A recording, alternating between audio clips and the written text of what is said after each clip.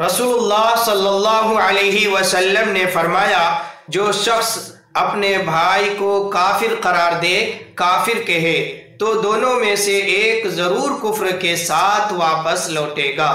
और एक हदीस में है, प्यारे आका सल्लल्लाहु अलैहि वसल्लम ने फरमाया, जिस शख्स ने अपने भाई से कहा ए काफिर, तो दोनों में से एक कुफ्र के साथ वापस लौटेगा।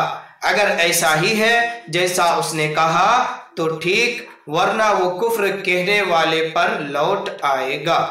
मसला, अगर किसी मुसलमान ने किसी मुसलमान को काफिर करार दे दिया, काफिर कह दिया, तो क्या ये कहने वाला खुद काफिर हो जाएगा?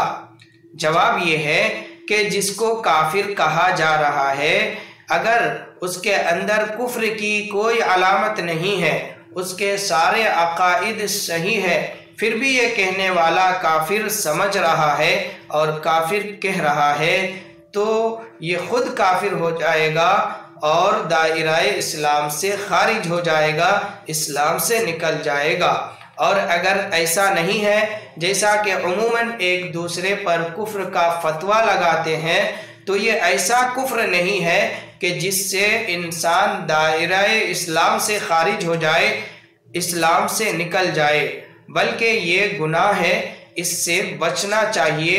ये कुफ्र का फतवा लगाना उमूमन बेएहतियाती की बुनियाद पर हुआ करता है, इससे भी बचना चाहिए। अल्लाह ताला हम सबको इस्लाम पर तादम हयात कायम व दायम रखे।